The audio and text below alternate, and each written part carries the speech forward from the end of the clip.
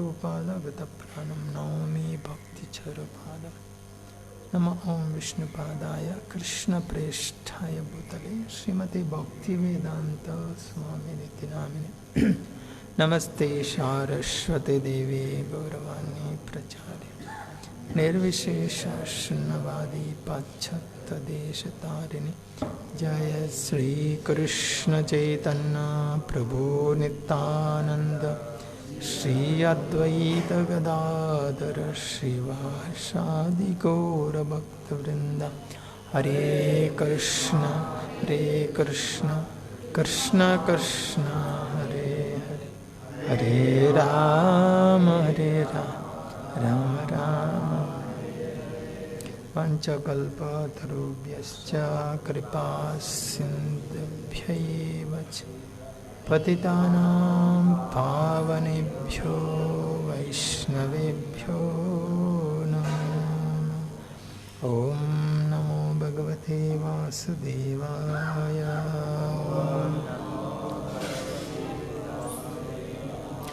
ॐ नमो भगवते वासुदेवाय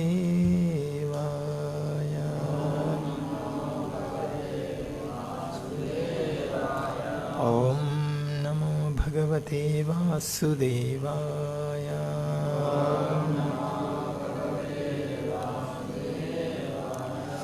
के 26వ శ్లోకం 3వ స్కందం 25వ అధ్యాయం భక్తి యోగ మహిమ. కపిల భగవాన్ దేవహూతి మాతకు ఇచ్చిన బోధనలు. భక్త్యా పుమాన్ జాత విరాగ ఇంద్రియా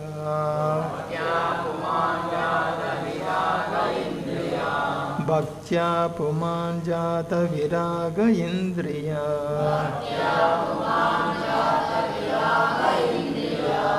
దృష్టశ్రితాన్మద్రచనానుచింతయా దృష్టశ్రుతాన్మద్రచనానుచింతయా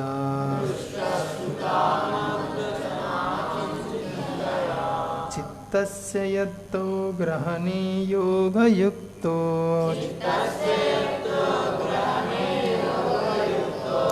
చిత్తస్య యత్తో గ్రహణీయోగయుక్తో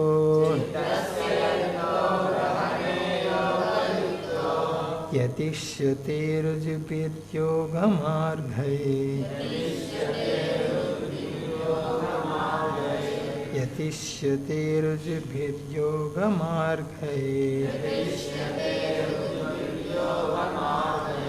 భక్త్యా పుమాన్ జాత విరాగ ఇంద్రియా భక్త్యా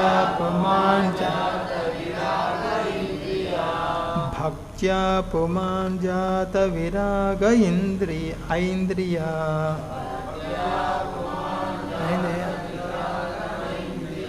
అయ్యా ఇయ్య ఉంది ఐంద్రియా ఇంద్రియా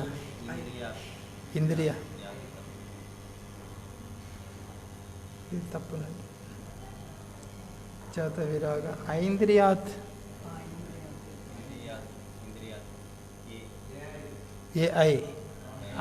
ఐంద్రియాత్ అక్కడే ఈ రాశా లేదా కింద తుడిచేది కింద తుడిచేయి చేతల్లో తుడిచేయిపోతుంది. కింద గీత ఉంది ఒకటి.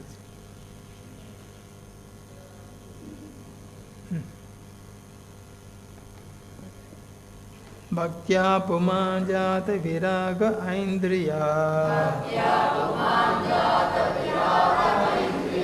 దృష్టశ్రితాన్మద్రచనానుచింతయా చిత్తస్య యత్తో గ్రహణీయోగయుక్తో యతిష్యతే రుజుభిర్యోగమార్గై. చెప్పండి.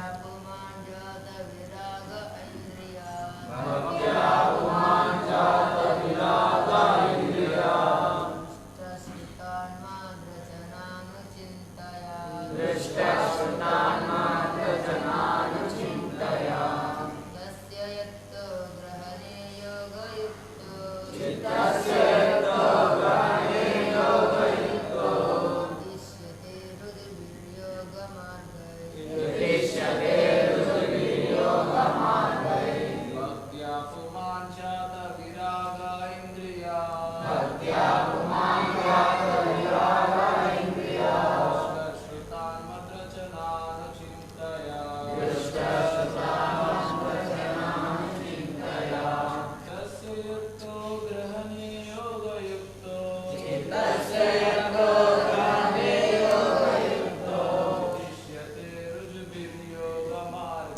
यतिष्यते रुजुभिर्योगमार्गै भक्त्या पुमान् जात विरागेन्द्रियात् भक्त्या पुमान्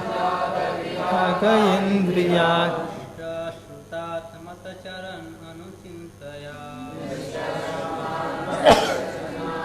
चिन्तया तस्य यत्तः ग्रहणे योगयुक्तः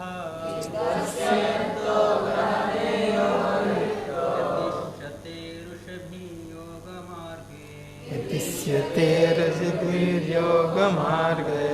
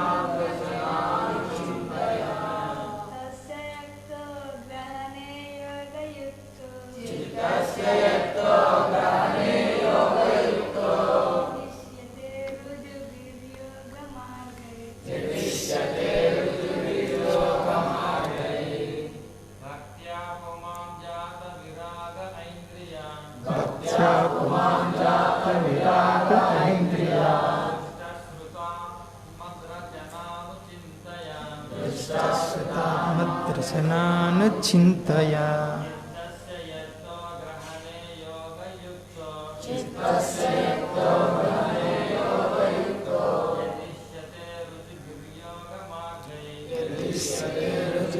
योगमार्गै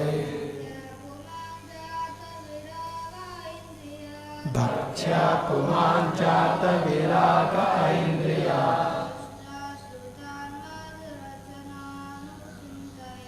दृष्टश्रुतामद्रचनानुचिन्तया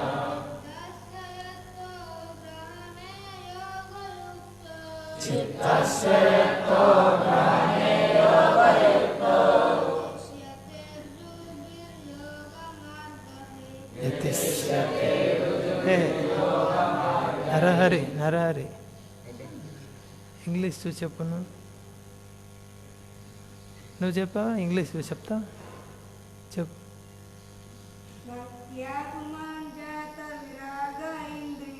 భక్త్యా పుమాన్ జాత విరాగ ఐంద్రియా దృష్టశ్రుతాన్మద్రచనానుచింతయ చిత్తస్య యతో గ్రహణే యోగయుక్తో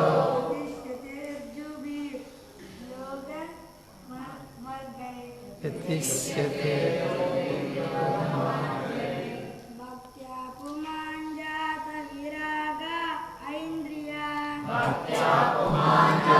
విరాగ ఐంద్రియా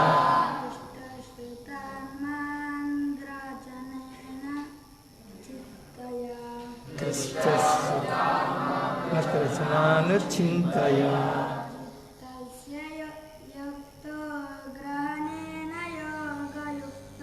చిత్తస్య యతో గ్రహణే యోగయుక్తో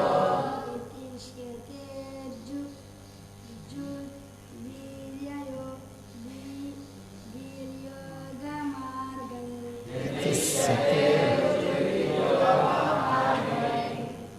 చెప్తావా? చెప్పు.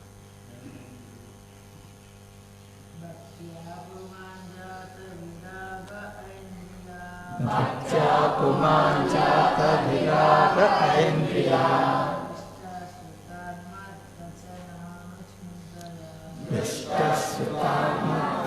దృష్టశ్రుతాన్మద్రచనానుచింతయా చిత్తస్య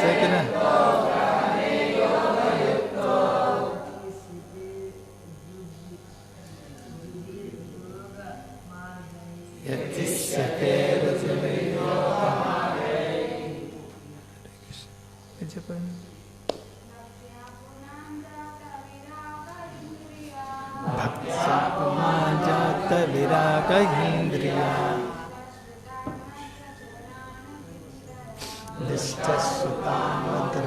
దృష్టశ్రుతాన్మద్రచనానుచింతయా చిత్తస్య యతో గ్రహణే యోగయుక్తో యతిష్యతే యోగమార్గే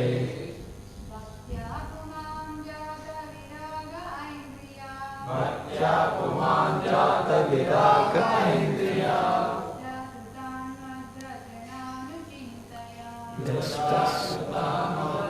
దృష్టశ్రుతాన్మద్రచనానుచింతయా చిత్తస్య యతో గ్రహణే యోగయుక్తో యతిష్యతే యోగమార్గే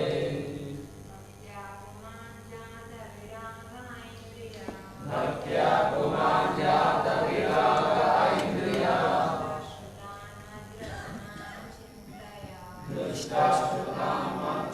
దృష్టశ్రుతాన్మద్రచనానుచింతయా చిత్తస్య యతో గ్రహణే యోగయుక్తో యతిష్యతే యోగమార్గే.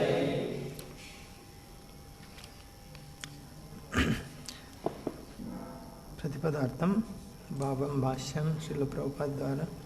భక్త్యా భక్తి యోగముచే పుమాన్ మనుజుడు జాత విరాగ అరుచిని వృద్ధి కావించుకొని ఐంద్రియాత్ ఇంద్రియ భోగం పట్ల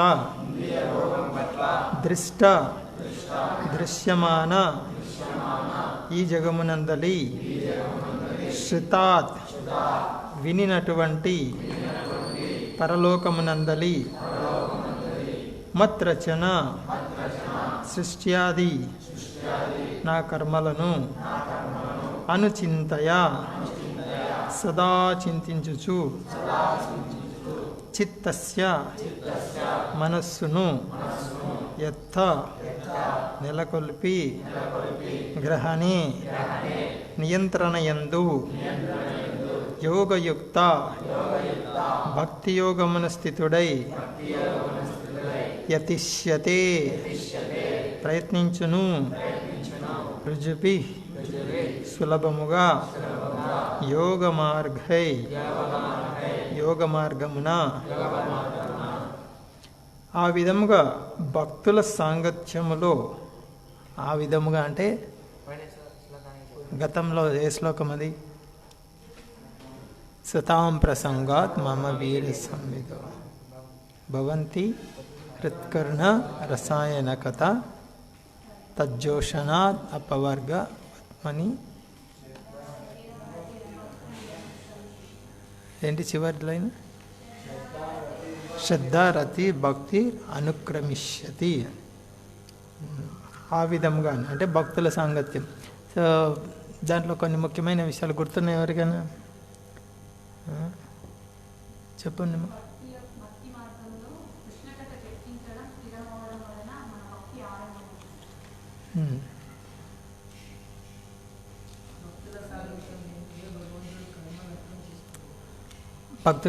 భక్తుల సాంగత్యంలోనే భగవంతుడి యొక్క కర్మలను అర్థం చేసుకోగలం. మంచి పాయింట్ రాసేవా.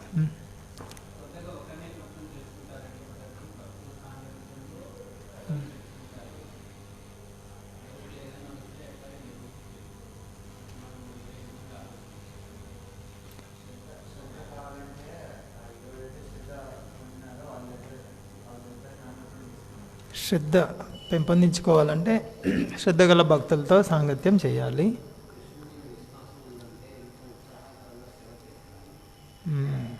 ఇది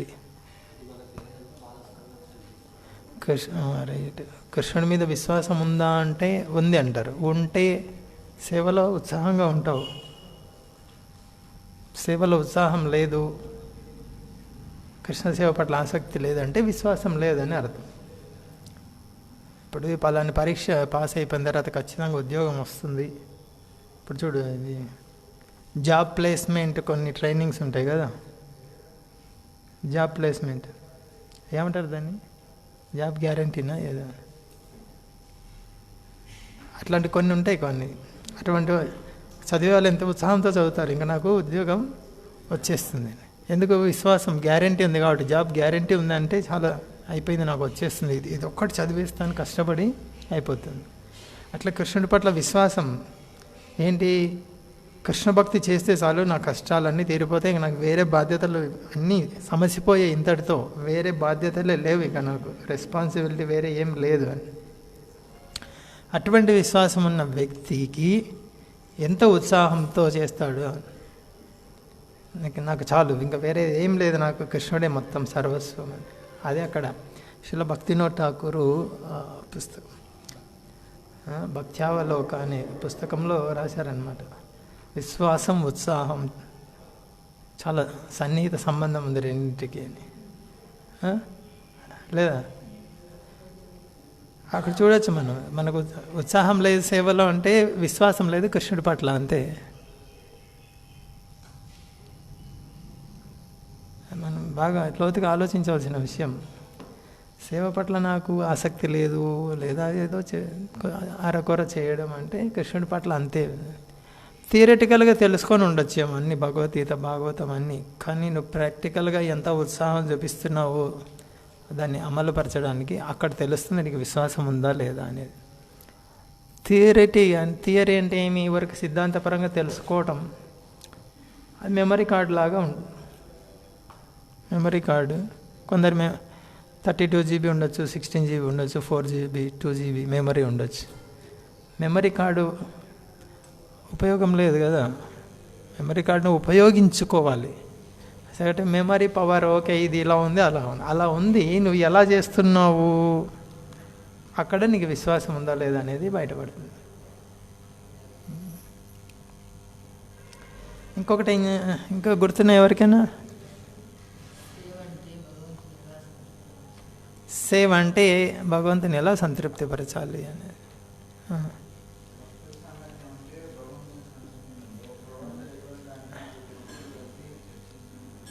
ఇది చాలా ముఖ్యమైన విషయం. భాష్యంలో రాశారు ప్రభుపాద్, మళ్ళీ చదువుతాను చూడండి. ప్రభుపాద్ చెప్పింది చదవడం మంచిది మనం చెప్పేదానికంటే. భక్తుల సాంగత్యం అనగా భగవానుని సాంగత్యము అనే భావము. ఏం చెప్తున్నారు? ఒక్కటి చాలు మన జీవితానికి. అదొక్క వాక్యం చాలు మన జీవితంలో పరిపూర్ణత సాధించినట్టే. భక్తుల సాంగత్యం అంటే భగవంతుడి సాంగత్యమే. ఎందుకు భక్తులు ఏం చేస్తుంటారు? భజన కీర్తన చేస్తుంటారు. భగవంతుడు అక్కడ ప్రకటమవుతాడు. అదే అక్కడ భవంతి హృత్కర్ణ సతాం ప్రసంగాత్ మమ వీర్య సంవిదో. నా యొక్క కార్యకలాపాల్లో ఉన్నటువంటి అసలైనటువంటి మర్మం రహస్యం వాళ్ళ అక్కడ భక్తుల సాన్నిధ్యంలోనే అవగాహనకు వస్తుంది. కాబట్టి భగవత్ కథ అర్థం కావాలంటే భక్తుల సాంగత్యం.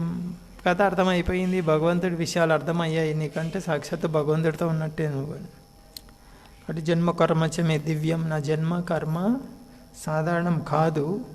వాటిని అర్థం చేసుకుంటే ఏం ఫలితం వస్తుంది? మళ్ళీ ఈ కష్టాల్లో చిక్కుకో. మరి నా జన్మ నా కర్మ గురించి ఎక్కడ ఉంటే నీకు అర్థమవుతుంది? నా భక్తుల సాంగత్యంలో ఉంటే అర్థమవుతుంది అని. ఇది ఆ విధంగా భక్తుల సాంగత్యంలో ఎరుకతో భక్తియోగమునందు నియుక్తుడై భగవత్కర్మలని నిరంతరం చింతించుట ద్వారా మనుజుడు ఇహపర సౌఖ్యములందు అరుచిని పొందును. ఇహ పర. ఇహ అంటే ఇక్కడ, పర అంటే పైలోకాలు అని వస్తుంది. ఇహపర సౌఖ్యములందు అతడు అరుచి అంటే ఆసక్తిని కోల్పోను. అంటే ఈ బంధం నుంచి బయటపడతాడు.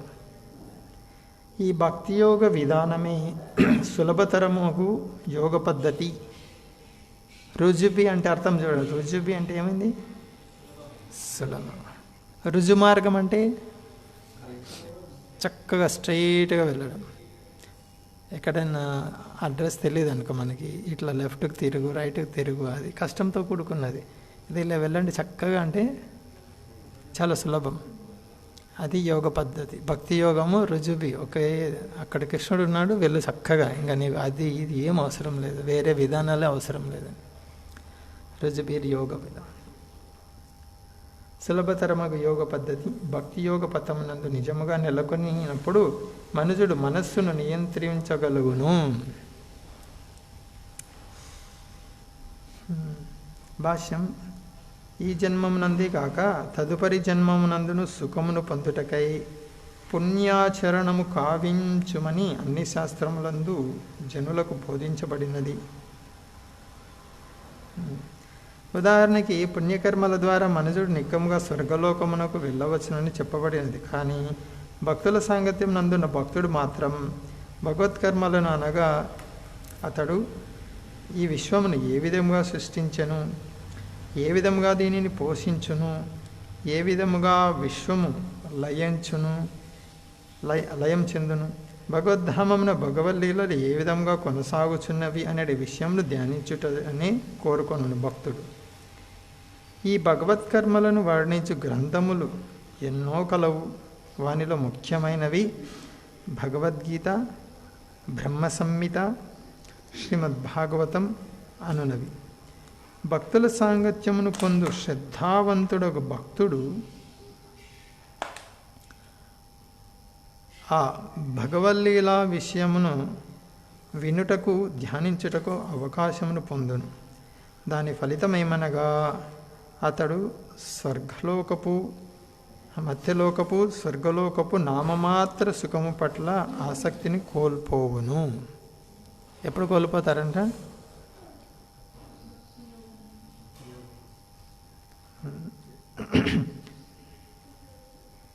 భక్తుల సాంగత్యమును పొందు శ్రద్ధావంతుడకు భక్తుడు ఆ విధముగా భగవంతుడు లీలా విషయమును వినుటను ధ్యానించుటకు అవకాశం పొందును. భక్తుల సాంగత్యంలో వినటము, ధ్యానించడం అంటే తర్వాత విన్నదాన్ని మళ్ళీ స్మరణకు తెచ్చుకొని దాని గురించి లోతుగా ఆలోచించడం. చింతన అంటది దీన్ని. ఆలోచన వేరు, చింతన వేరు. చింతన అనేది ఇంకా లోతుగా, ఇంకా విశాలంగా ఉంటుంది. చింతిస్తూ ఉన్నారు, దీన్ని ఎలా చేయాలి, ఆలోచనే అంటారు దాన్ని కూడా. ఏదైతే విని ఉన్నావో దాన్ని స్మరణకు తీసుకొని వచ్చేసి దాన్ని ఇంకా లోతుగా అర్థం చేసుకోవడానికి ప్రయత్నం చేయాలి. అటువంటి వాళ్ళకి ఇహపర సుఖముల పట్ల ఆసక్తి పోతుంది.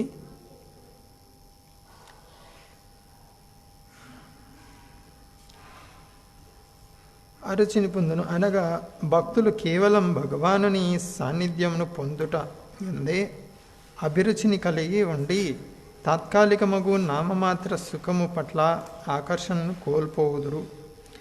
యోగయుక్తుడైన వాని స్థితి ఇదే. అంటే నిజంగా యోగలో నెలకొని ఉన్నావంటే ఫలితం ఏం చెప్తున్నారు? నామమాత్ర సుఖము పట్ల ఆకర్షణ కోల్పోవును. ఇది యోగాలో స్థిరులమై ఉన్నామా లేదా అని. యోగం నందు సుస్థాపితుడైన వాడు ఈ లోకపు లేదా స్వర్గలోకపు ఆకర్షణలచే విచలితుడు కాబోడు. కేవలం ఆధ్యాత్మిక విషయంలోనే అతడు అనురక్తుడై ఉండును. ఇటువంటి ఉదాత్తమగు స్థితి భక్తియోగం అనేది సులభ విధానం ద్వారా అత్యంత సులభముగా లభించగలదు. రుజుబిర్ యోగమార్గై రుజుబి అతి సులభము అనేది పదము ఇందు అతి చక్కగా అమరినది. యోగ పూర్ణత్వమును పొందుటకు అనేక విధములకు యోగ మార్గములు ఉన్నను. కృష్ణ భక్తి అనేది ఈ విధానము అతి సులభమైనదై ఉన్నది. ఈ విధానం సులభమైనదే కాక దీని వలన కలిగే ఫలితము కూడా ఉదాత్తమే అయి ఉన్నది. ఉదాత్తం అంటే అత్యున్నతమైనది. విధానం చాలా తేలిక, ఫలితం చాలా గొప్పది. కనుక ప్రతి ఒక్కరూ ఈ కృష్ణ భక్తి భావన విధానమును చేపట్టి జీవితపు అత్యున్నత పూర్ణత్వమును చేరటానికి ప్రయత్నించాలి.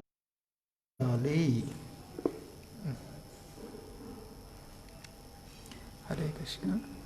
ఇప్పుడు భాష్యంలో ఎవరెవరికి ఏమేమి గుర్తున్నాయి ఒక్కొక్కరు ఒక్క పాయింట్ అయినా చెప్పాలి. ఇప్పుడు విన్నది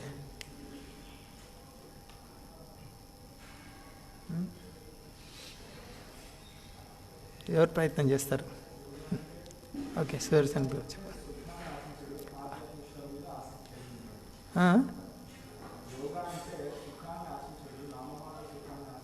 యోగాలో స్థిరుడై ఉన్న వ్యక్తి ఈ నామమాత్ర సుఖం పట్ల ఆసక్తిని కోల్పోతాడు. ఈ నామమాత్ర సుఖం అని రెండు చెప్పారు ఇక్కడ. ఏమేమి? స్వర్గలోకం, మర్త్యలోకం అంటే ఇది ఇక్కడున్న సుఖాలు కానీ తర్వాత పొందబోయే సుఖాలు వాటి పట్ల ఆసక్తి కోల్పోతాడు. అది యోగలో నిజంగా యోగలో ఉన్నావా లేదా అనేదానికి, తిలకం కంటిమాల కాదు, యోగలో ఉన్నావా అనేదానికి నీకు ఆసక్తి కోల్పోయావా లేదా భౌతికమైన విషయాల పట్ల, శరీర భోగం పట్ల, వీటి పట్ల. తర్వాత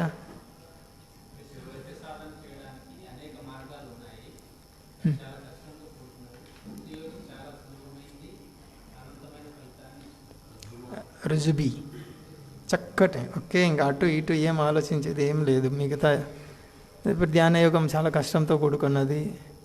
ఫలితం భక్తి యోగంతో వచ్చే ఫలితంతో పోలిస్తే చాలా తక్కువ. జ్ఞానయోగం చాలా కష్టం అది. ఓకే, ఇంకా సుదర్శన్ రావు మీరేం చెప్తున్నారు?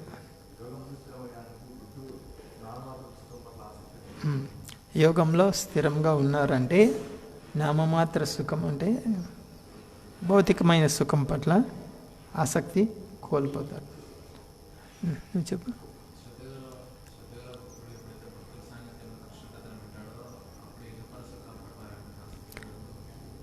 అక్కడ యోగాలో స్థిరం అనేదని చెప్తున్నారు. యోగాలో స్థిరం అంటే భక్తుల సాంగత్యంలో కృష్ణుడి యొక్క కార్యకలాపాలని వినడం, చర్చించడం, ఇది యోగాలో స్థిరం కావడం అంటే. ఇంకెవరు అయితే చేయతకున్నా కూడా చెప్పాలి.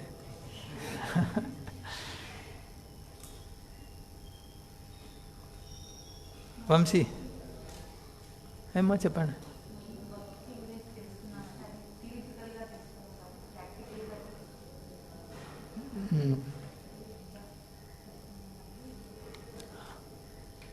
అది ఎందుకు వచ్చింది? విశ్వాసం, ఉత్సాహం అనే దాని గురించి వచ్చింది. ఓకే, లోక్నాథ్ చెప్పు ఒకటి. చాలా పెద్ద భాష్యం అది, అయిపోయింది. సుధీర్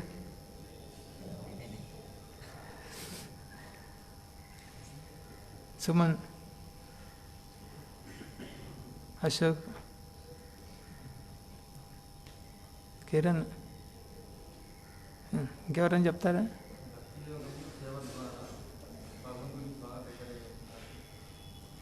సేవ ద్వారా భగవంతుడికి దగ్గర అవుతాం. సరే, ఆ విధంగా భక్తుల సాంగత్యంలో ఎరుకతో భక్తి యోగం నందు నియుక్తుడై భగవత్కర్మలనే నిరంతరం చింతించుట ద్వారా మనుషుడు ఇహపర సౌఖ్యములందు ఆసక్తిని కోల్పోవును. ఈ భక్తియోగ విధానమే సులభతరమగు యోగ పద్ధతి. భక్తియోగ పథమునందు నిజముగా నెలకొని ఉన్నప్పుడు మనుషుడు మనస్సు నియంత్రింపగలడు. సో 3 విషయాలు చెప్తున్నారు ఇందులో. ఒకటేంటి? భక్తుల సాంగత్యంలో భక్తియోగం నిర్వహిస్తూ ఉండడం అంటే వాటి భగవంతుడి యొక్క కర్మలను చింతించడం. దాని ద్వారా వచ్చే ఫలితం ఏంటి? ఇహపర సుఖాల పట్ల ఆసక్తి కోల్పోతాడు. తర్వాత భక్తి యోగ విధానం చాలా సులభమైందని చెప్తున్నారు, 2వ విషయం. 3వ విషయము, భక్తి యోగ పథమునందు నిజంగా నెలకొన్నప్పుడు మనుషుడు యొక్క మనస్సు నియంత్రణలో ఉంటుంది. ఏవే 3 విషయాలు యశ్వంత్? మొట్టమొదటిది ఏంటి?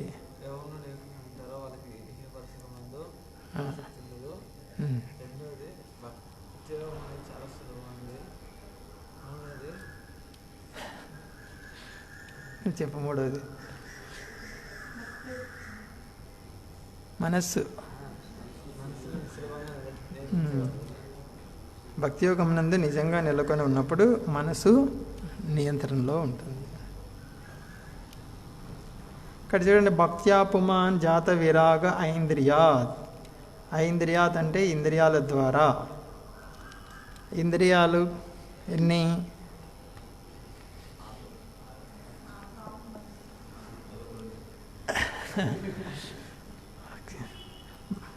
మనల్ని బందీ చేసే ఇంద్రియాలు ఎన్ని? 5, 6. అంతరంగం 1, 5. ఇక్కడ ఐంద్రియాత్ అంటే ఇంద్రియాల ద్వారా. ఇక్కడ మనస్సు నియంత్రించుకునేది అనేది ఏమొచ్చింది? ఇక్కడ యోగయుక్తో అనే పదం ఉంది. మనస్సుని యోగ అంటే ఏంటి? లింక్ చేయడం. ఇక్కడ ఇంద్రియాల భక్త్యా పుమాన్ జాత విరాగ ఐంద్రియాత్. ఈ ఇంద్రియాల ద్వారా మనం చూడటము, వినడం జరుగుతుంటుంది. ఏం చూస్తాం? కళ్ళతో చూస్తాం, రూపం చూస్తాము. నాకు ఈ వస్తువు కావాలి, లేదా ఈ స్త్రీ కావాలి, ఈ పురుషుడు కావాలి, లేదా ఈ భవనం బాగుంది, ఈ వస్తువు బాగుంది. దృష్ట చూసి దాని పట్ల ఆకర్షణ ఎక్కడ కలుగుతుంది? మనస్సులో. సో ఇంద్రియాలకు కేంద్ర బిందువు మనస్సు. లీడర్, నాయకుడు అది. ఇక్కడ ఏమి? ఇంద్రియ విరాగం, జాత విరాగ. రాగ అంటే ఆసక్తి, గాఢమైన ఆసక్తి. విరాగ అంటే విరాగ, విరుద్ధమైంది. రాగానికి విరుద్ధం ఏది? అనాసక్తి. దీన్నే ఇక్కడ ఏం రాశారు? అరుచి అని, డిస్టేస్ట్ఫుల్ అని. అరుచి, రుచిని కోల్పోతారని. ఇంద్రియ భోగం పట్ల రుచిని కోల్పోతారు. ఎప్పుడు? భక్త్యా పుమాన్. భక్తి ద్వారా ఇంద్రియ భోగం పట్ల రుచి కోల్పోతారు. ఆ భక్త్య ఏంటి? ఆ భక్తి అనేది గత శ్లోకంలో వివరించారు. అందు గురించి ఇక్కడ ఏమన్నారు? ఆ విధముగా భక్తుల సాంగత్యంలో అంటే ముందు శ్లోకంలో వివరించిన విధంగా. అంటే ముందు శ్లోకంలో ఏం వివరించారు? భక్తుల సాంగత్యంలో భగవంతుడి గురించిన లీలల్ని, కర్మల్ని చర్చించాలి. ఆ విధంగా ఏమవుతుంది? అది భవంతి హృత్కర్ణ రసాయనకత. హృదయానికి, చెవులకి రసాయనం అంటే చాలా రసం అంటారే, రసం రసం రసం బాగా రుచిని, బాగా ఇష్టాన్ని పెంపొందించుకోవాలి. హృదయానికి చాలా ఆసక్తికరంగా ఉంటుంది, చెవులకి ఇంకా ఇంకా వినాలనిపిస్తూ ఉంటుంది. ఎప్పుడు వస్తుంది అలాంటి స్థితి? భక్తుల సాంగత్యంలో కృష్ణ కథ చర్చించినప్పుడు. ఎందుకు అలా వస్తుంది? భక్తుల సాంగత్యంలోనే చర్చించినప్పుడు. భక్తుల సాంగత్యంలోనే ఎందుకు చర్చించాలి? ఆ స్థాయి అది రావాలంటే రుచి.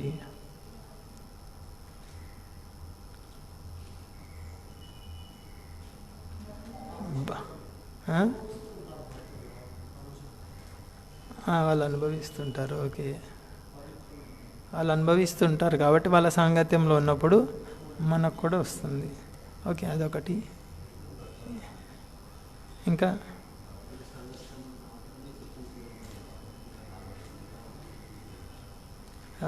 భక్తులతోనే చర్చించగలం. भक्तों के संग में क्यों ये रुचि वृद्धि डेवलप होगा? In the association of devotees only you will develop taste for hearing, not otherwise. भक्तों के संग में ये प्राप्त होगा रुचि, अन्यथा नहीं है. क्यों?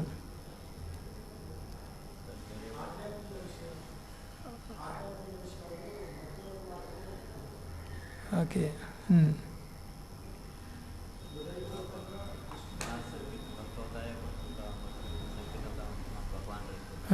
ఇది మీరని చెప్పినవి కరెక్టే. ఇది అసలైన పాయింట్ ఏంటంటే, ఎత్ర గోయంతి మద్భక్త తత్ర తిష్టామి నారద. నేను అక్కడే ఉంటాను, నా భక్తులు ఎక్కడైతే చర్చిస్తుంటారో అక్కడ నేను ఉంటాను. అందుకు అక్కడ భగవంతుడు దొరికేది. మీరు చెప్పినవి సరైనవే. అన్నిటికన్నా ముఖ్యమైనది ఇది. నీకు రుచి పొందాలి అంటే ఆసక్తి. రుచి అంటే ఏమో ఆసక్తి. కృష్ణుడు అక్కడే ఉంటాడు. నా భక్తులు ఎక్కడ చర్చిస్తుంటారో అక్కడే ఉంటాను నేను. కాబట్టి భక్తుల సాంగత్యంలో మనము ఉండాలి. అదే స భక్త్యాపమాన్ జాత విరాగ. రాగ అంటే ఆసక్తి అని చెప్పుకున్నాం. విరాగ అంటే అనాసక్తి, ఇంద్రియ భోగం పట్ల అనాసక్తి. ఇక్కడ దృష్ట అని ఇచ్చారు. అంటే చూస్తున్నాం, ఎన్నో రకాల వస్తువులు చూస్తుంటాము. అది మనకు అంటే ప్రస్తుతం మన సమక్షంలో ఉన్నవనండి. అవి కావాలి, నేను భోగించాలి, ధనం కావాలి, ఇవి చదవాలి, భవనం కావాలి, ఇవన్నీ వస్తుంది. భక్తిలో స్థిరంగా ఉన్నప్పుడు ఏమవుతుంది? వీటి పట్ల ఆసక్తి తగ్గిపోతూ ఉంటుంది. తర్వాత శృత అంటే వినడం. నువ్వు బాగా చదివితే పెద్ద అయిన తర్వాత నీకు ఇన్ని సౌకర్యాలు వస్తాయి. నీకు వినిపిస్తుంటారు లేదా? ఎవరెవరికి వినిపించలేదు?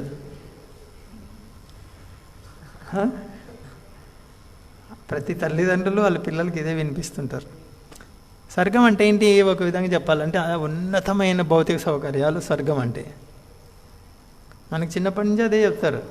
బాగా చదువుకుంటే నీకు బాగా కారు వస్తుంది, బంగళా వస్తుంది. ఆయన ఊహించుకుంటూ దాని ఊహలు పల్లకిలో ఊరేగుతుంటాడు అనమాట. ఆ పల్లకి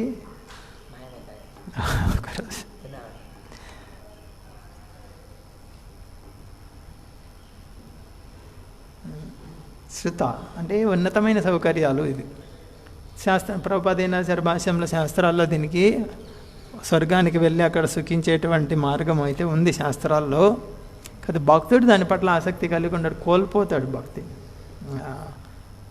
భక్తి శ్రద్ధగా చేస్తున్న వ్యక్తి స్వర్గానికి తీసుకెళ్తా అన్నా కూడా వెళ్ళాడు అని.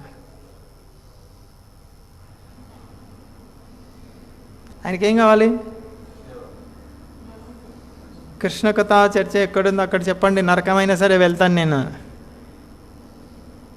స్వర్గం కూడా వద్దు నాకు కృష్ణ కథ లేదంటే అని. శ్రీల ప్రబోధానంద సరస్వతి ఒక చక్కటి శ్లోకం చైతన్య మహాప్రభు గురించి రాశారు. ఈ భక్తి యోగం గురించి. కైవల్యం నరకాయతే. కైవల్యం అంటే ఏంటి? బ్రహ్మజ్యోతిలో లీనమైపోవడం. ఈ కష్టాలన్నిటి నుంచి బయటపడిపోవడం. ఈ బంధాల నుంచి బయటపడిపోవడం. బంధాలే కష్టానికి కారణంగా, దుఃఖానికి. కానీ ప్రబోధానంద సరస్వతి ఏం చెప్తున్నారు? కైవల్యం నరకాయతే. భక్తుల దగ్గరికి వెళ్ళి అయ్యా నీకు బ్రహ్మజ్యోతిలో ముక్తిని ఇస్తాను అంటే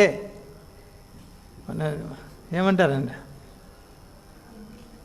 వద్దు, నీ ముక్తి వద్దు, నువ్వు వద్దు, నరకానికైనా వెళ్తాను కానీ నేను ఈ బ్రహ్మజ్యోతిలో కలిసేది నిరాకారం. డీప్ ఫ్రిడ్జ్లో, డీప్ ఫ్రిడ్జ్ అంటారా ఏమంటారు? డీప్ ఫ్రిడ్జ్ దాన్ని డీప్ ఫ్రిడ్జ్ అంటారు. దాంట్లో కూర్చోబెట్టి నవ్వద్దు, వేడి ఉన్నా పర్వాలేదు 10 మందితో మాట్లాడు. అలా ఉంటుంది నిరాకార బ్రహ్మజ్యోతి అనేది. మొత్తం ఫ్లడ్ లైట్ అన్నమాట. వరదలు, ఇప్పుడు వరదలు వస్తే ఎలా ఎక్కడ చూసినా నీళ్ళు ఉంటాయి, ఎటు చూసినా నీళ్ళే. అట్లే ఎటు చూసినా వెలుగు, పూర్తి వెలుగుతో వెలుగు. నీ పక్కన ఎవరు ఉన్నారో కూడా నీకు తెలీదు. అటువంటి స్థితిలో ఏం చేస్తావు? ఒక్కడు ఎంతసేపు అని ఉంటావు? నాకు వద్దు, అది నరకానికైనా వెళ్తాను నేను. కైవల్యం నరకాయతే. నరకంతో సమానంగా చూస్తాడంట. నరకానికైనా వెళ్తాను కానీ దీనికి మాత్రం వెళ్ళను నేను. కైవల్యం నరకాయతే. తర్వాత స్వర్గం గురించి చెప్పారు. త్రిదశపుర ఆకాశ పుష్పాయతే. త్రిదశపుర అంటే పైన పైలోకాల గురించి చెప్తున్నారు. ఆకాశ పుష్పం, పూలు పూస్తాయి ఆకాశంలో. పూస్తాయి పోయా.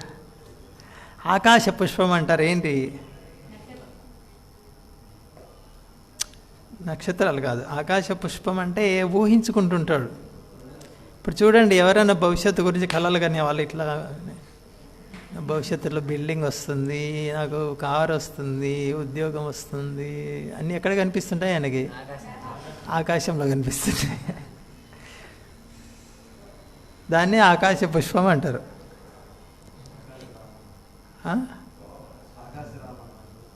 అది కూడా తెలుగులో వస్తుంది.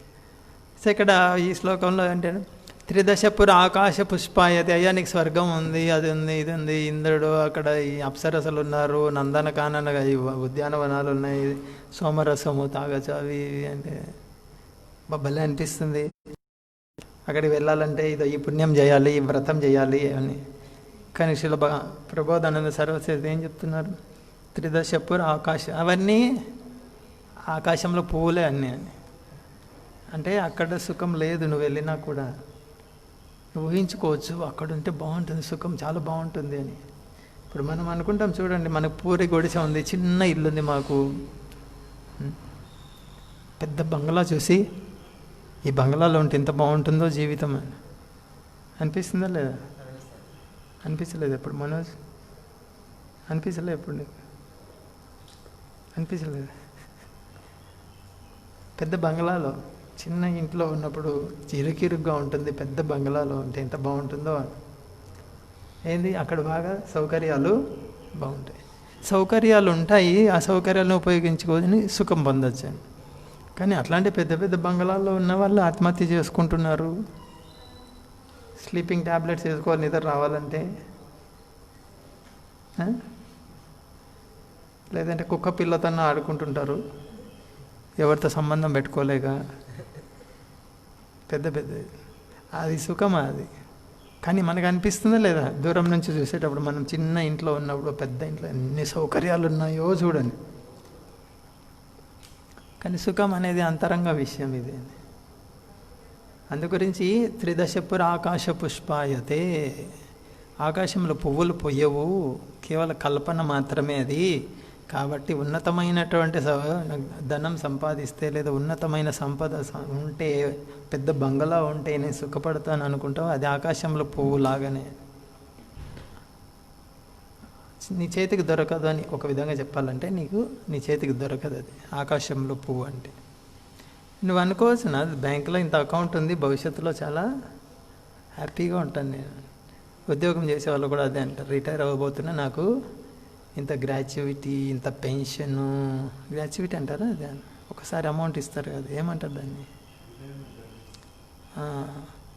ఇవన్నీ వస్తాయి నాకు, చాలా చాలా సుఖపడతాను. ఒక్కడు కూడా లేదు ఆ విధంగా సుఖపడే వాళ్ళు ఎవరు లేరు. ఇది ఆకాశ పుష్పం. ఉన్నతమైన సుఖాలు ఊహించుకుంటూ కూర్చుంటాం మనం. ఊహల్లో మాత్రం ఉంటాయి అవి, వాస్తవంగా ఉండవు. అది ఇక్కడ కైవల్యం నరకాయతే త్రిదశపుర్ ఆకాశ పుష్పాయతే. తర్వాత దుర్ధాంత ఇంద్రియ కాల సర్పపటలి ప్రోత్కాత దంష్ట్రాయతే. ఇక్కడ ఉంది కదా, ఇంద్రియాల గురించి వచ్చింది. విరాగ, ఇంద్రియ ఆసక్తిని కోల్పోవడం చాలా కష్టం. ఈ ఇంద్రియ ఆసక్తిని కోల్పోవడం అంత సులభం కాదు. విశ్వామిత్రుడు ఎవరిని చూసి లోనయ్యాడు? మేనకను చూసి లోనయ్యాడు. పురూరవుడు ఊర్వశిని చూసి లోనయ్యాడు. అంటే ఇంద్రియ ఆసక్తి చాలా కఠినం, బయటపడడం చాలా కష్టంతో కూడుకున్నది.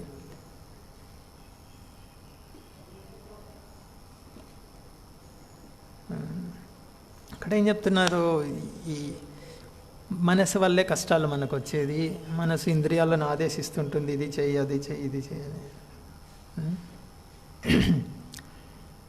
దుర్దాంత ఇంద్రియ. దుర్దాంత అంటే ఇంద్రియాలు అదుపులోకి రావు అంత సులభంగా, చాలా కష్టం ఇవి.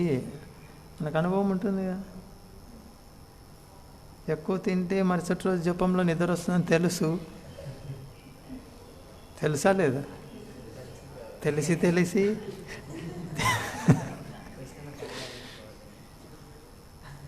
కృష్ణుడు బాధపడతాడు నేను తినకుంటే. అదే రాత్రిపూట తినేసి పొద్దున్నే జపంలో చాలా కష్టంగా ఉంటుంది, మంగళారతిలో కష్టంగా ఉంటుంది. దుర్దాంత.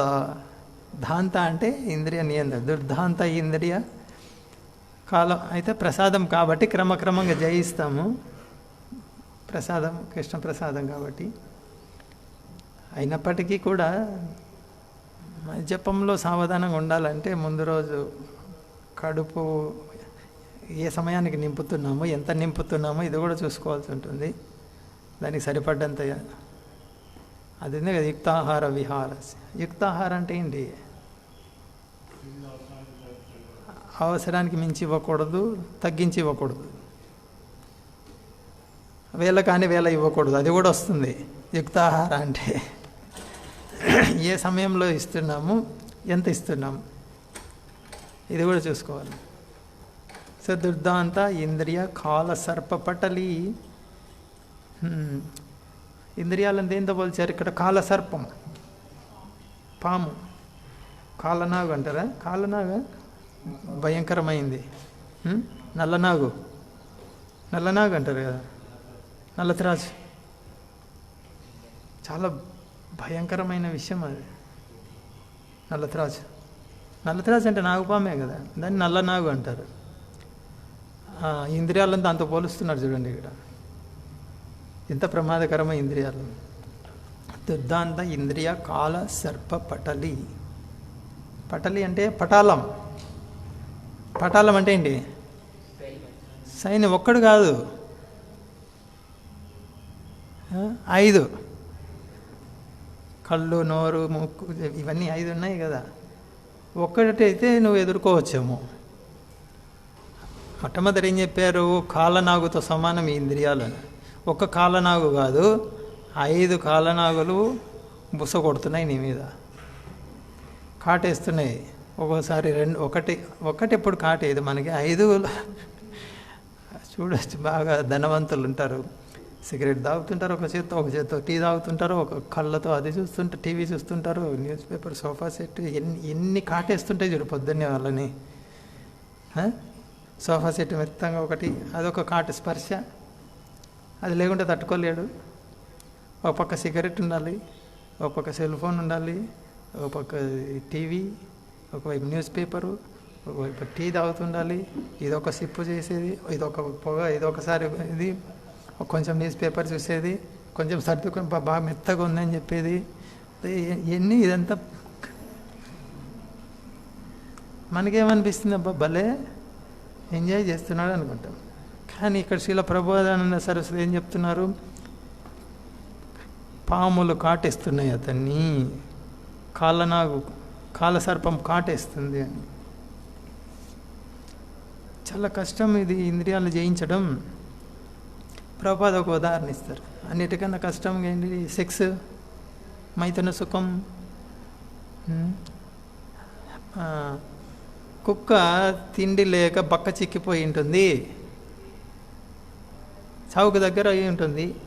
కానీ ఎప్పుడైతే దానికి మైథున సుఖం ఇంకొక కుక్క కనిపిస్తుందో వెంటనే దాని వెనక పరిగెడుతుంటుంది. ఇంత కష్టం ఈ ఇంద్రియాలను జయించడం.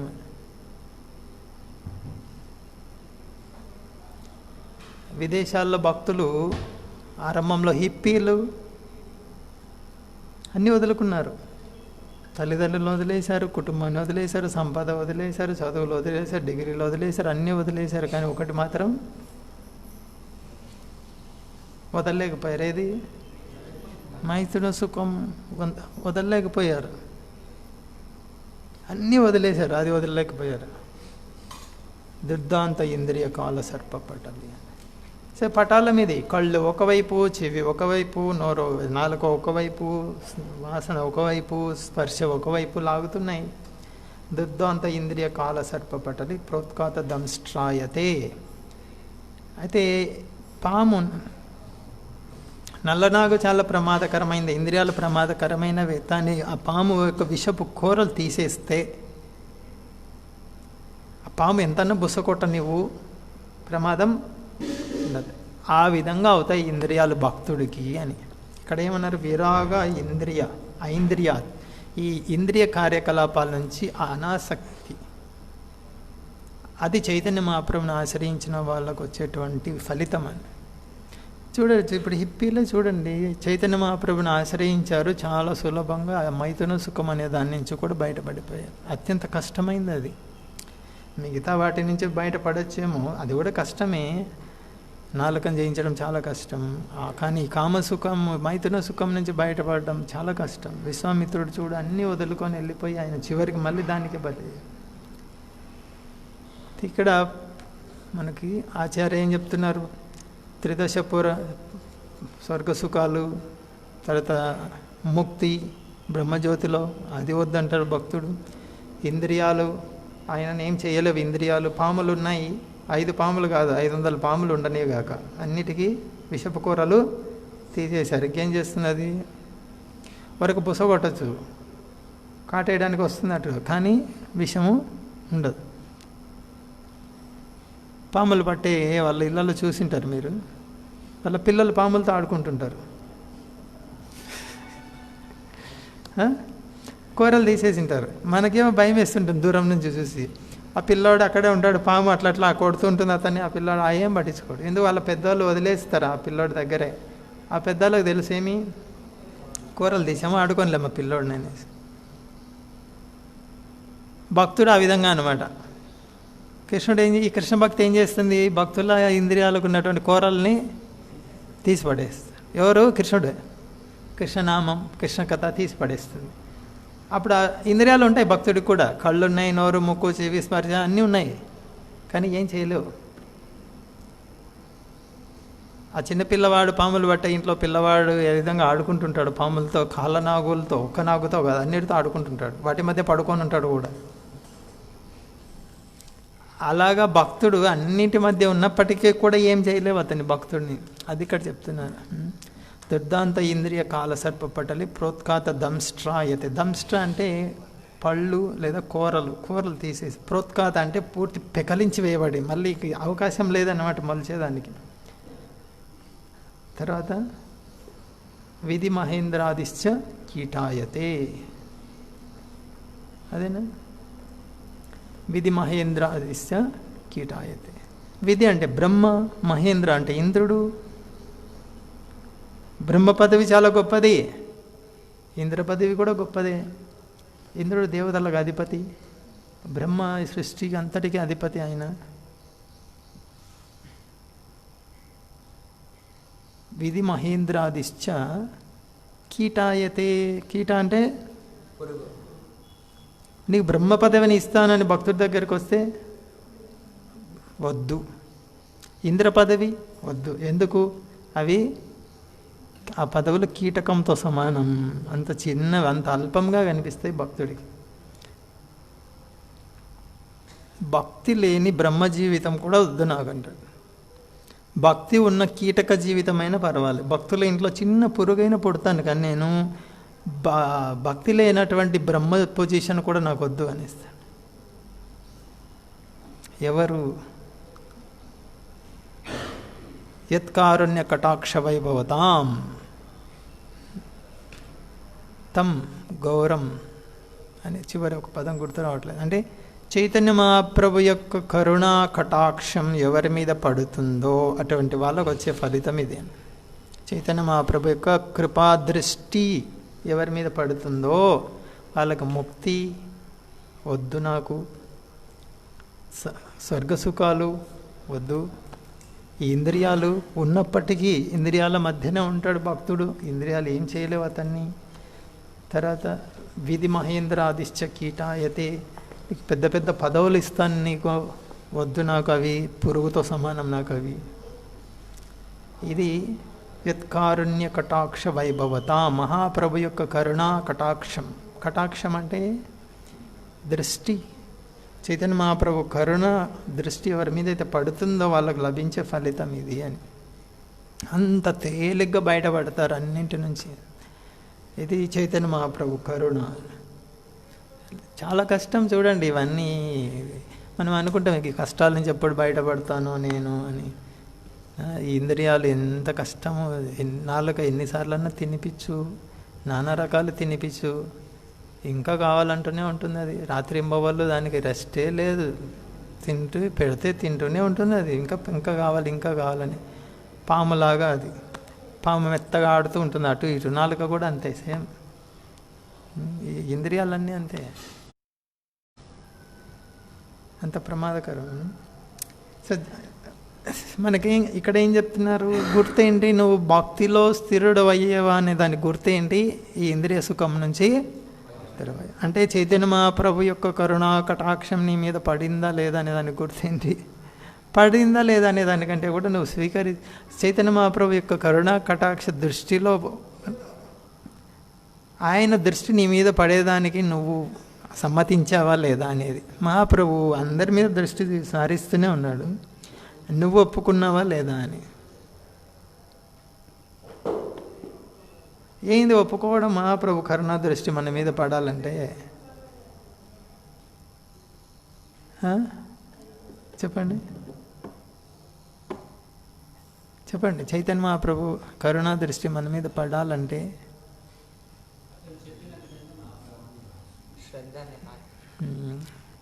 పతితుణ్ణి నేను, దిగజారిపోయిన వాడిని, హీనుణ్ణి, దీనుణ్ణి, నీచ నికృష్ట, నాకు ఏ విలువ లేదు, అంత నెగిటివే నాలో, ఒక్కటి కూడా పాజిటివ్ లేదు, ఒక్కటి కూడా గుణం లేదు, సరైన గుణాలు లేవు నాలో. గురుదేవ్ కృపా బిందు దియా దాంట్లో వస్తుంది కదా, తుమార కరుణ సారా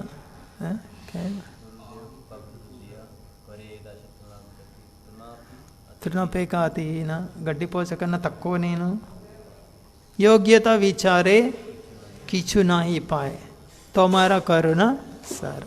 ఓ గురుదేవ్, గురుదేవ్ అంటే గౌరంగ మహాప్రభు ప్రతినిధి. యోగ్యత విచారే, నాలో ఏమన్నా మంచి గుణాలు ఉన్నాయా అని వెతికితే, విచారిస్తే, యోగ్యత విచారే కిచు నాహి పాయ్, ఒక్కటి కూడా లేదు నా దగ్గర, ఒక్క మంచి లక్షణం కూడా లేదు నా లోపల.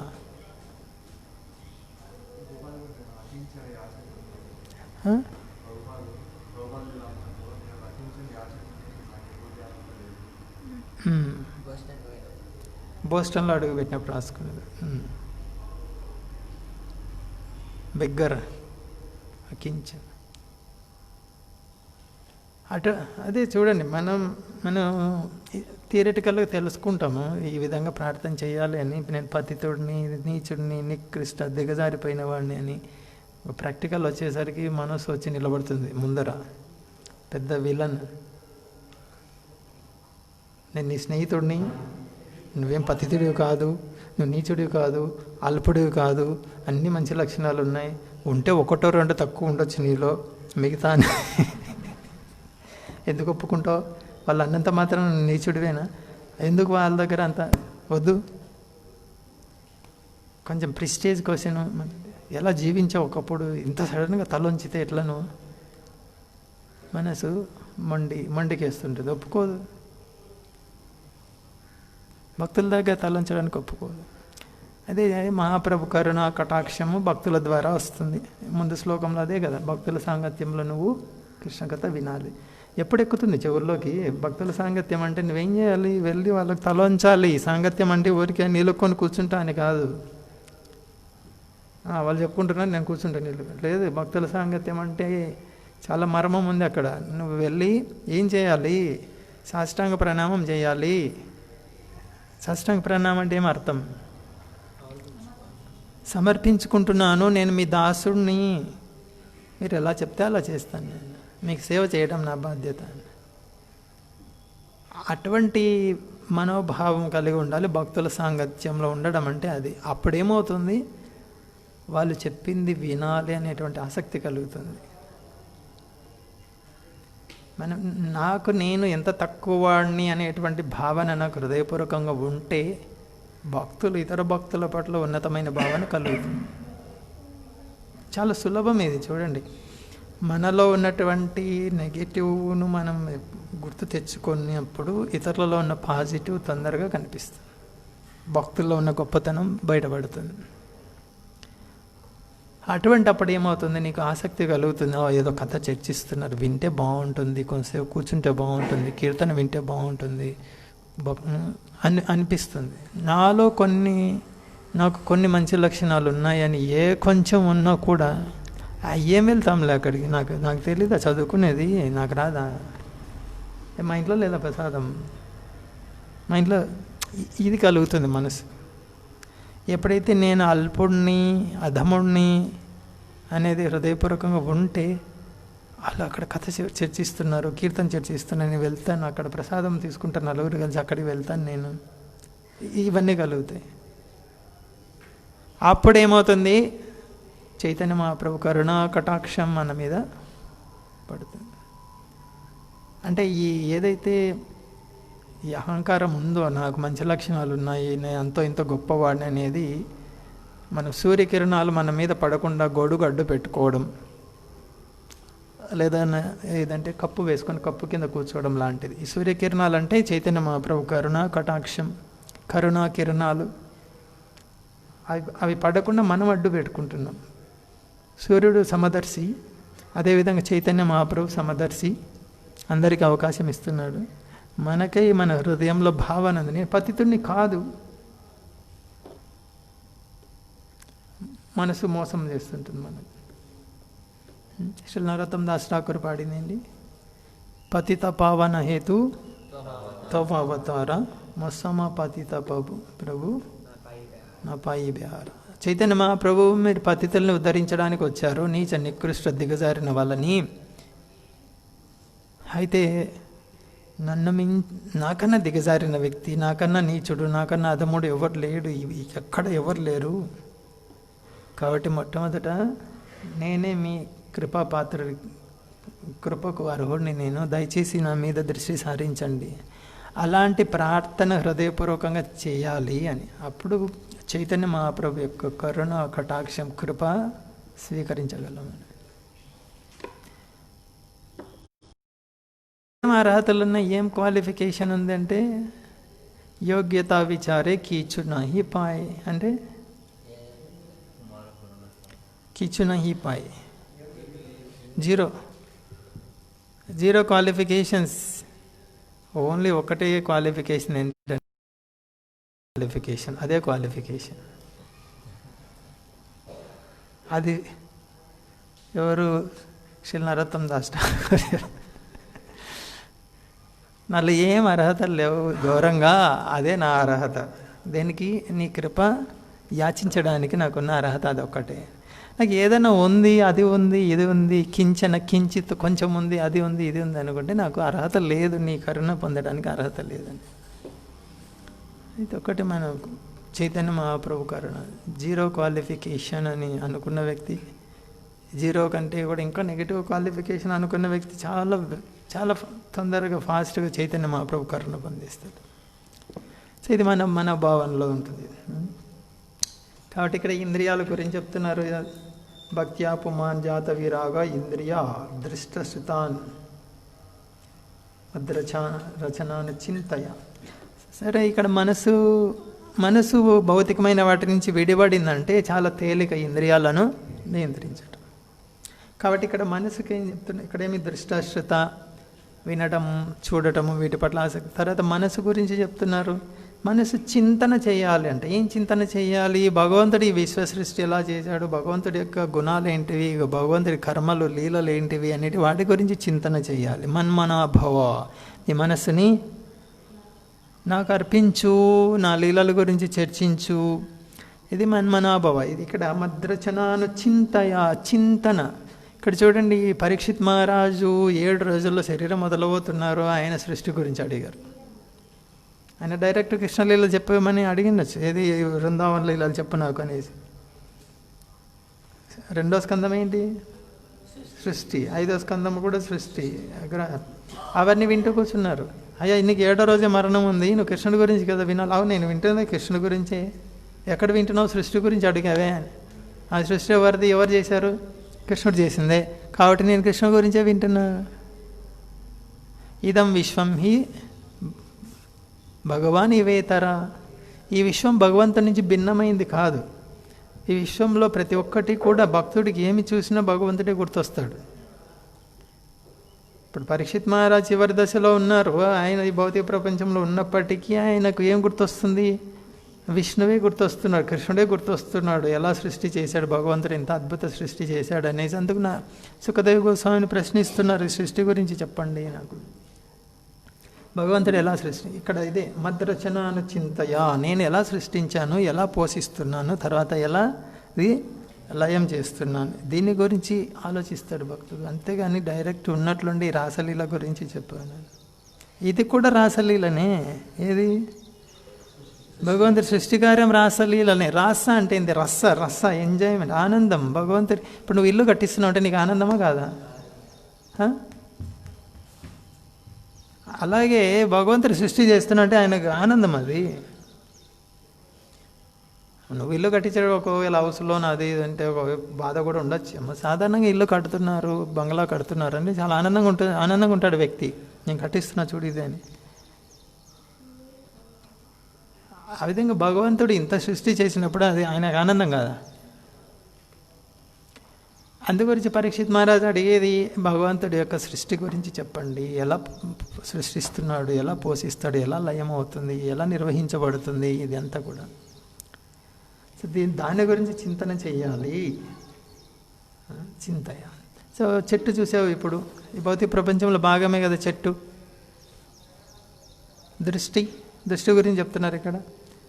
భౌతికమైన దృష్టి ఒకటి ఉంటుంది, జడ దృష్టి ఒకటి, దివ్య దృష్టి ఒకటి. జడ దృష్టి అంటే ఇది చెట్టు ఉంది. జడ దృష్టి అంటే అదే ఈ వస్తువు బాగుంది, నేను ఎంజాయ్ చేయొచ్చు. దివ్య దృష్టి అంటే ఈ వస్తువు కృష్ణుడికి ఇస్తే బాగుంటుంది. ఈ చెట్టు చూడు ఎంత భలే ఉందో, పచ్చగా కొమ్మలు, రెమ్మలు, రకరకాల పువ్వులు వస్తున్నాయి, ఈ పండ్లు వస్తున్నాయి. కృష్ణుడు ఎంత అద్భుతమైన వాడు చూడు. అప్పుడేమైంది? ఆ దృష్టినిది దివ్య దృష్టి. ఆ చెట్టుని చూస్తూనే నీ దృష్టి దివ్య దృష్టి అయింది. స్థావర జంగమ దేకే నా దేకే తారమూర్తి సర్వత్ర హయ ఇష్టదైవ స్ఫూర్తి. నువ్వు భక్తుడివి, చెట్టును చూసావు, పువ్వును చూసావు, లేదా కారు చూసావు, భవనం చూసావు, నీకు అంతా కృష్ణుడు గుర్తొస్తుంటాడు. ఈ భవనం కృష్ణుడికి చాలా బాగుంటుంది, భజన కీర్తన చాలా బాగా చేయొచ్చు దీంట్లో. లేదా ఆ పువ్వు చూసావు, గౌరిని తగిస్తే చాలా బాగుంటుంది, అలంకరణ చేస్తే. మంచి వాహనం చూసావు, ఈ సంకీర్తనకి అయితే చాలా బాగా పనికొస్తుంది ఇది. నీకేం గుర్తొస్తుంది అక్కడ? స్థావర జంగమ. 10 మంది వెళ్తున్నారు, రోడ్డు మీద కనిపిస్తున్నారు, వాళ్ళని చూసి ఏమనిపిస్తుంది? వీళ్ళకి ప్రసాదం ఇస్తే బాగుంటుంది, గుడిలోకి పిలిస్తే బాగుంటుంది, రోడ్డు మీద వెళ్తున్నారా వీళ్ళని. శ్రీరంగనాథ ప్రభు ఎప్పుడు అది ఆలోచిస్తుంటారు. ప్రసాదం తీసుకొని బకెట్ పెట్టుకొని అలా వెళ్ళేది, పేపర్లు ఇచ్చేది, రాపిచ్చేది, పలానప్పుడు రండి అక్కడ వచ్చి ఇవ్వండి, ఇవ్వమంటే ఇక్కడికి వస్తారు, భజన వింటారు, ప్రసాదం తీసుకుంటారు, శ్రీ విగ్రహాలని దర్శనం చేసుకుంటారు. చాలా పెద్ద ప్రచారం చేస్తున్నారు శ్రీరంగనాథ ప్రభు. వెళ్ళి ఏమన్నారు, మేడం, సార్, ఇట్లనే సంబోధిస్తాడు. చాలా సింపుల్ హార్ట్. ఇక్కడ కూడా చూస్తాం కదా, ఎంత పెద్దవాళ్ళైనా కరిగిపోతారు అనమాట. వాళ్ళు ఏంది 108 సార్లు పంచతత్వ మంత్రం, హరే కృష్ణ మంత్రం రాయాలంటే ఎంత టైం పడుతుంది? కనీసం 3 గంటలు పడుతుంది. అంతా రాపిస్తున్నాడు వెళ్ళి. ఆ ప్రభు చూడండి, కొంతమంది 1000 సార్లు రాస్తున్నారు. పంచతత్వ మంత్రం, హరే కృష్ణ మంత్రం 1000 సార్లు రాస్తున్నారు. అందరితో రాపిస్తున్నారు.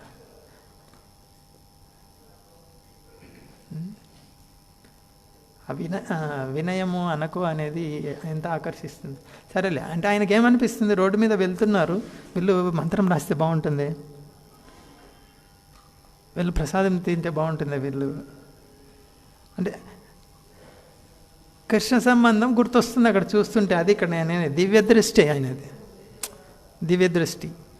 జడదృష్టి వాళ్ళు ఎవరో వాళ్ళతో నాకేం సంబంధం, వాళ్ళు పోతున్నారు, వాళ్ళు నాది నేను చేసుకుంటాను. ఇది జడదృష్టి అయిపోయింది. సరే, ఇక్కడ దృష్టశ్రుతాను మద్రచనాను చింతయ. భక్తుడికి ఏం చూసినా కూడా ఏం గుర్తొస్తుంది. ఇప్పుడు ఇంకా చిన్న ఉదాహరణ చెప్పాలంటే, మీ చిన్న బాబు ఉన్నాడు, చిన్న బాబు యొక్క బట్టలు, ఆడుకునే బొమ్మలు అక్కడక్కడ ఉన్నాయి ఇంట్లో. అవి చూసినప్పుడు ఏం గుర్తొస్తుంది మీకు? అవి కనపడవు మీకు. మీ బాబే కళ్ళలో మెదులుతుంటాడు. చెప్తారు ఫోన్, బా నువ్వే కళ్ళలో మెదులుతున్నావు, నాకు కళ్ళలో మెదులుతున్నావు అంటే నువ్వే గుర్తొస్తున్నావు ఎక్కడ చూసినా. ఎందుకు? అది ప్రేమ ఉంది కాబట్టి. పక్కింటి వాళ్ళకి చూపెట్టు, అదే బూట్లు, అదే వస్త్రాలు, అవి వాళ్ళకు వస్తుందా? కళ్ళలో మెదులుతా లేదు. నీ బాబు కాబట్టి, నీ పిల్లవాడు కాబట్టి, నీకు ఆ ప్రేమ ఉంది కాబట్టి ఆ వస్తువు చూసిన వెంటనే ఆ ప్రేమ వల్ల మీ అబ్బాయి నీకు గుర్తొస్తున్నాడు. అలాగే భక్తుడికి ఈ సృష్టిలో ఉన్న ఏది చూసినా కూడా ఏది చూసినా కూడా భగవంతుడి గుర్తొస్తుంటాడు. అందుకే ఇక్కడ పరీక్షిత్ మహారాజు నాకు సృష్టి గురించి చెప్పండి అని. ఎందుకు? ఇది భగవంతుడికి సంబంధించింది, భగవంతుడి శక్తి ఇది. కాబట్టి ఇక్కడ కపిల భగవాన్ ఏం చెప్తున్నారు, మనసు ఇప్పుడు భగవంతుడి యొక్క లీలలను, భగవంతుడి యొక్క సృష్టి, దీని గురించి విన్న తర్వాత దాన్ని చింతించాలి. ఎలా చేశాడు బాబా, ఇలా ఉంది భాగవతంలో, దాని గురించి చింతించాలి. విని వదిలేయకూడదు. ఇదొకటి మనం గుర్తుపెట్టుకోవాల్సింది. విని వదిలేస్తాం మనం. విన్న తర్వాత దాన్ని స్మరణ, చింతన చేయాల్సి ఉంటుంది. స్మరణ అంటే గుర్తు తెచ్చుకోవడం, గుర్తు తెచ్చుకున్న తర్వాత దాని లోతుపాతుల్లోకి వెళ్ళడానికి ప్రయత్నం చేయటం. ఇది చేసినప్పుడు మనసు చాలా తేలిగ్గా ఇంద్రియ సుఖాల నుంచి బయటకు వచ్చేస్తుంది.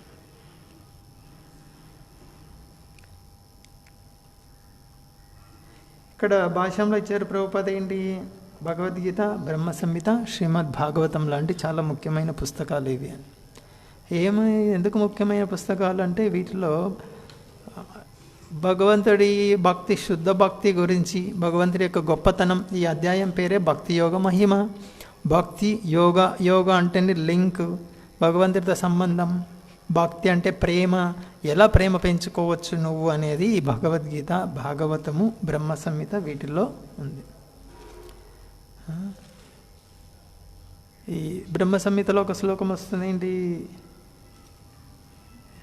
సంత సదైవ హృదయసు ఎం శ్యామ సుందరం అచింత్య గుణస్వరూపం. భక్తుడు ఎప్పుడు కూడా, ఎవరు భక్తుడు అంటే ఆయన హృదయంలో 24 గంటలు శ్యామ సుందర రూపం దర్శిస్తుంటాడు. సదా అంటే ఎప్పుడు ఆయన సేవ గురించి చింతన ఉంటుంది. కార్యకలాపాలు కేవలం చింతన అంటే ఒక చోట కూర్చొని ఉంటానని కాదు, ఆలోచిస్తాడు, వెళ్ళి మళ్ళీ కార్యకలాపాలు నిమగ్నం అవుతాడు. తల్లి ఎలాగైతే బిడ్డను గురించి ఆలోచిస్తుంది, చింతిస్తుంది, ఆ బిడ్డకు కావాల్సిన సేవలు చేయడానికి కార్యరూపంలో ముందుకెళ్తుంది. లేదు, నా బిడ్డ అంటే చాలా ప్రేమ నాకు, అన్ని మంచంలో పడుకొని ఉంటే, ఆ పిల్లోడు వచ్చాడు స్కూల్ నుంచి, అమ్మ ఆకలి వేస్తుంది నాకు, లేదా అంటే చాలా ఇష్టం నాకు అని టీవీ చూస్తూ కూర్చుంటే ప్రేమ అంటారు దాన్ని? ప్రేమ కాదు.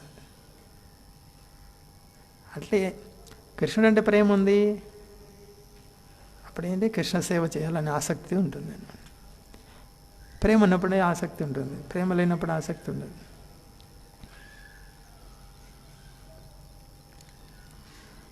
చిత్తస్య యత్తో గ్రహణి యోగయుక్తో యతిష్యతి రుజుభిర్ యోగ మార్గే. మరి ఇక్కడేంటి, ఇంద్రియాలను నియంత్రించడం కష్టం, తర్వాత మనసు నియంత్రించడం కష్టం, ఇన్ని చర్చించుకుంటున్నాం. అయితే ఇక్కడ చివరిలో ఏం రాశారు ప్రభుపాది, కృష్ణ భక్తి మార్గం చాలా రుజుబీ అంటే స్ట్రైట్ లైన్, ఒకటే, లెఫ్ట్ లేదు రైట్ లేదు, U way one way, U turn B turn, A turn లేదు, స్ట్రైట్ అంతే. అది అక్కడ కనిపిస్తుంది, అదే అక్కడే.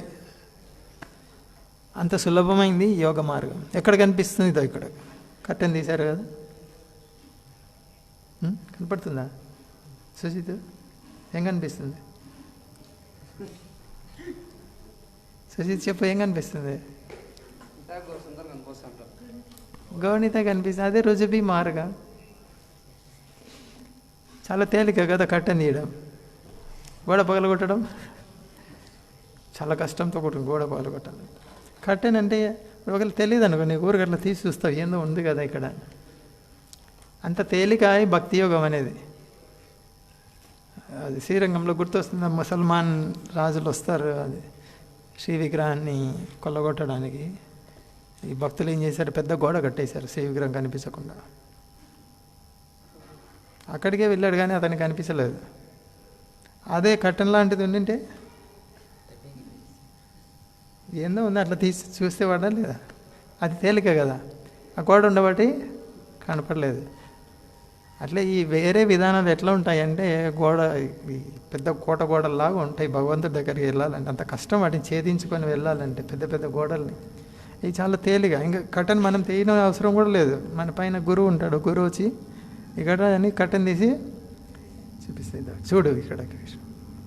అంత సులభం భక్తి యోగం.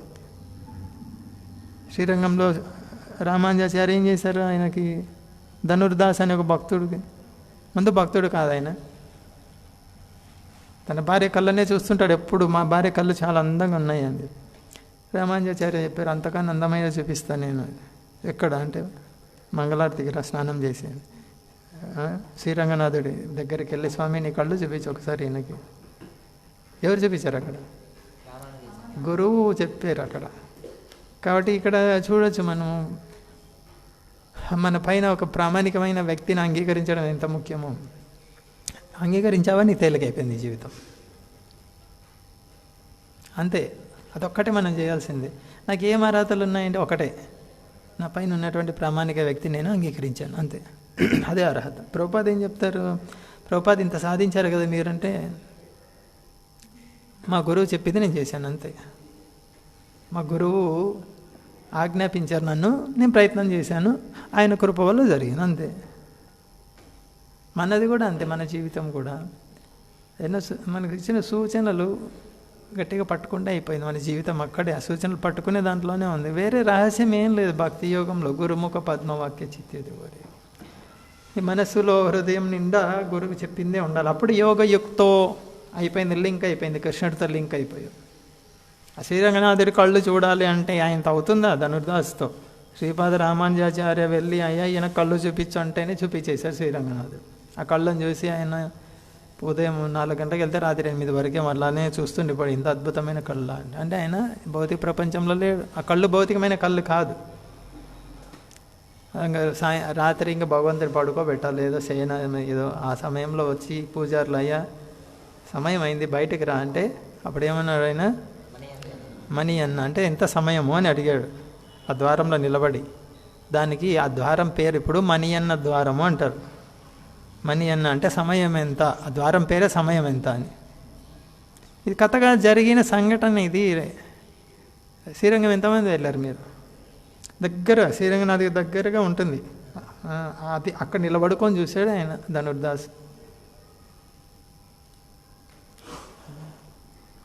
యోగయుక్తో యతిష్యతి రుజుబిర్ యోగ మార్గై అంటే చివర్లో ఏం చెప్పారు ప్రభుపాద్ భాష్యంలో, శ్లోకంలో ఉన్న చివరి లైన్కి వివరణ ఇచ్చారు ప్రభుపాద్. ఈ భక్తి యోగం చాలా సులభమైనది. ఎంత సులభమైనది? సుసుఖం కర్తుమవ్యయం, చాంటింగ్, డాన్సింగ్, ఫీస్టింగ్, కీర్తన చేయడం, నృత్యం చేయడం, ప్రసాదం స్వీకరించడం.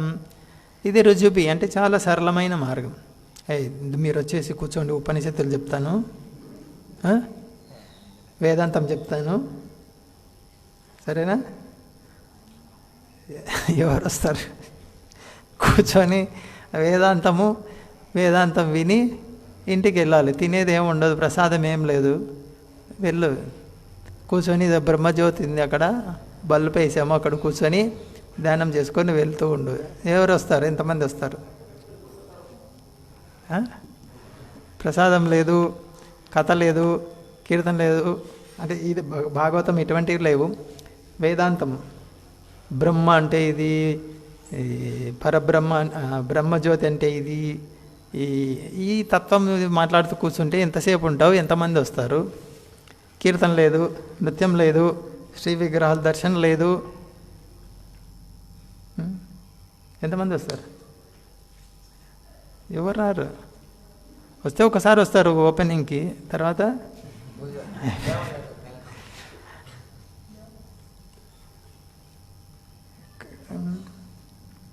కాబట్టి రుజుబీర్ యోగ మార్గ మనకు మహాప్రభు ఇచ్చిన చాలా తేలికైన మార్గం. కళ్ళతో శ్రీ విగ్రహాన్ని దర్శించాలి. శ్రీ విగ్రహాన్ని ఎంత చక్కగా అలంకరిస్తావో అంత నీ అలంకరణ గురించి మర్చిపోతావు. బంధమా లేదా అలంకరించుకోవాలి? ఈరోజు ఈ రంగు, ఈ రంగు, ఈ చీర ఈ రంగు ఉంది, ఈ ప్యాంట్ ఈ రంగు ఉంది, దీనికి ఇది సెట్ అవుతుందా, ఇది సెట్ అవుతుందా, ఇది ఎంత బంధం చూడది. ఎలా బయటపడతావు? భగవంతుని అలంకరించే చక్కగా అయిపోయింది. నీకు అలంకరించుకోవాలనే కోరిక, బంధం నుంచి బయటపడిపోతావు. ఎంత తేలిక చూడండి ఇది రుజుబి. అందుకే ఇక్కడ ప్రభుపాద ఏం చెప్పారు, ఇది చాలా మంచి పదం ఇచ్చారు ఇక్కడ అని చెప్తున్నారు. రుజుబి అయిందా లేదా ప్రసాదం? దాని గురించే నేను కొనసాగిస్తున్నాను. ఈరోజు సుజిత్ పుట్టినరోజు అని కొంచెం వంటలు ఎక్కువ చేస్తున్నారు రోజు కంటే, అందుకు చాలా ఆలస్యం అవుతుంది.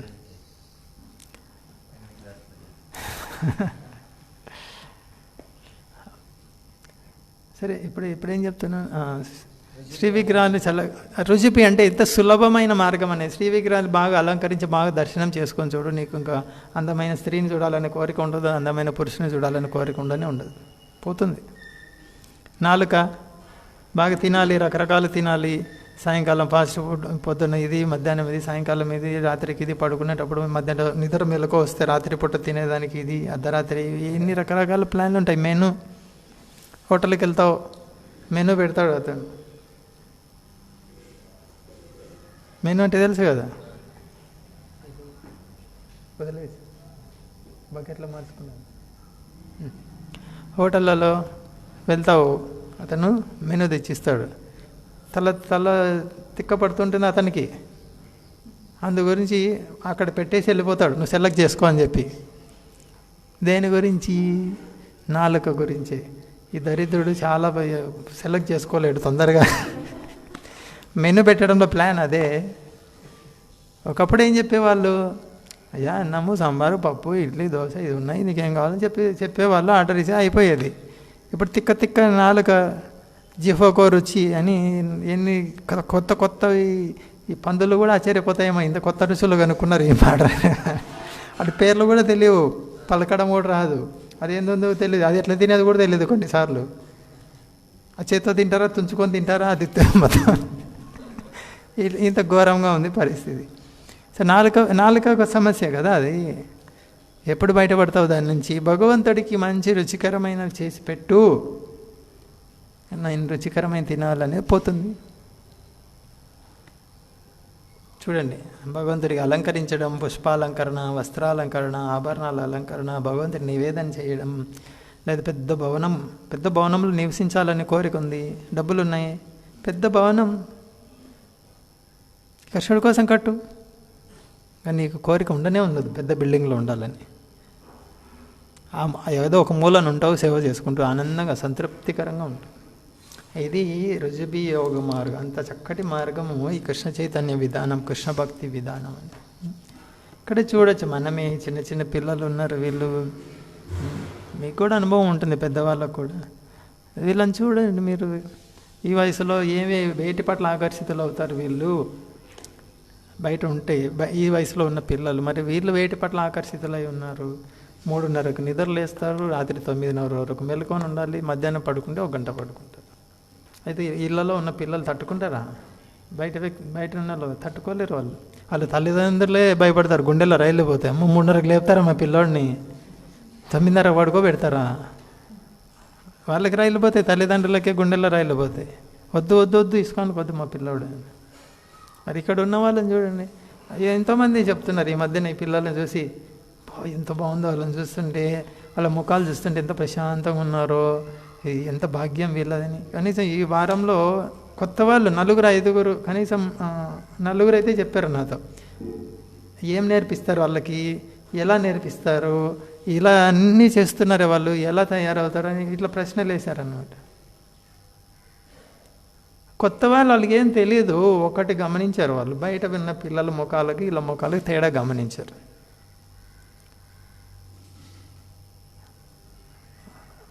ఆశ్చర్యంతో అడిగారు వాళ్ళు, ఏం చేస్తారు, ఎలా నేర్పిస్తారు, ఎలా తయారవుతారు పిల్లలు. అదే 3:30కి లేస్తారంటేనే ఫస్ట్ పాయింట్లోనే వాళ్ళ 3:30కి లేస్తారా వీళ్ళు, చిన్నపిల్లలు. 1 గంట సేపు కూర్చొని జపం చేస్తారు మాతో పాటు అని చెప్తే ఇంకేమంటారు వాళ్ళు. కదలకుండా కూర్చుంటారు 1 గంట సేపు, ఈ వయసులో వాళ్ళు. అర్థం కావు. కూర్చుంటారు 1 గంట సేపు కూర్చుంటున్నారు, 8 మాలలు చేస్తున్నారు జపం. సో ఇది రుజుబీ మార్గం, చాలా సులభమైన మార్గం అనేది అర్థం చేసుకోవచ్చు. వాళ్ళని చూస్తేనే అర్థం చేసుకోవచ్చు. ఆట పాట ప్రసాదం. సుజిత్ కష్టంగా ఉందా? డ్యాన్స్ కష్టం ఉందా? లేదా? ఈ మధ్య బాగా ఇస్తున్నారు. ప్రసాదం కష్టంగా ఉందా నారా తినేది? లేదు. కీర్తన కష్టమా? లేదు. హరే కృష్ణ. అది రుజుబీ మార్గం, చాలా సులభమైన మార్గం. సరే, పైన ఒక పుస్తకం ఉంది, ప్రభుపాద ఆర్ట్ బుక్ అని తీసుకున్నాను. ఎక్కడ? పైన రూమ్లో ఉంది. ఏమొచ్చి శ్రద్ధగా విన్న దాన్ని మననం చేసుకోవడం. ఇది ఒక ప్రశ్న. భక్తుల సాంగత్యం అనగా భగవంతునికి దగ్గరగా కావడం అని శ్రీల ప్రభుపాద చెప్పారు. భగవంతుడితో దగ్గరగా, భగవంతుడితో ఉండడం. భక్తుల సాంగత్యం అంటే భగవంతుడితోనే ఉన్నావని అర్థం. తర్వాత వెంకట సుబ్బయ్య, భక్తుల సాంగత్యమే స్వర్గలోక సౌఖ్యం. భక్తుల సాంగత్యం స్వర్గలోక సౌఖ్యం కాదు, వైకుంఠం భక్తుల సాంగత్యం. హరే కృష్ణ. శ్రీమద్ భాగవతం की जय, श्रील प्रभुपाद की जय, श्री निताय गौर सुंदर की जय. हरे कृष्ण.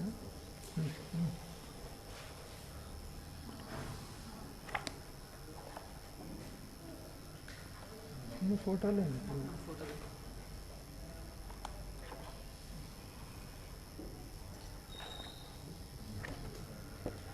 ఇవన్నీ ప్రభుపాలు చిత్రపటాలు, ఫోటోలు. చాలా అరుదైన ఫోటోలు కూడా ఉన్నాయి వీటిలో. బయట ఎక్కడ అంటే ప్రభుపాద ఆర్ట్ బుక్. ఇక్కడ చూసారు ఫోటో, ఒంటరి పోరాటం అన్నారు. సింగిల్ హ్యాండెడ్గా స్టార్ట్ చేశారు మొత్తం, ఎవ్వరు సపోర్ట్ లేరు. పెద్ద మార్గం ఏర్పరిచారు మన కోసం, నా వెనక రండి మీరు, ఏం భయపడద్దు. పెద్ద రహదారి ఏర్పాటు చేసి వెళ్తున్నారు అనమాట. కలియుగం చాలా టఫ్, చాలా కఠినమైంది కలియుగం. కొండరాయి బండరాయి లాగా. కానీ ఆ రాళ్ళు పగలగొట్టి రోడ్డు వేస్తారు కదా, బాంబ్ బ్లాస్ట్ చేసి కొండలు పగలగొట్టి, ఆ కలియుగం అనేటువంటి కొండరాయిని పగలగొట్టి ఇంత మంచి రోడ్డు వేశాను నేను, నా వెనక రండి మీరు, ఏం భయపడద్దు అని ప్రభుపాద. ఓకే, సుజిత్ పుట్టినరోజు సందర్భంగా శ్రీ నితాయ్ గౌర్ సుందర్ తరఫున ప్రభుపాద వారి పుస్తకం కానుకగా ఇస్తున్నాను. హరే కృష్ణ హరే కృష్ణ కృష్ణ కృష్ణ హరే హరే, హరే రామ హరే రామ రామ రామ హరే హరే. శ్రీల ప్రభుపాద की जय, श्री निताय गौर सुंदर की जय.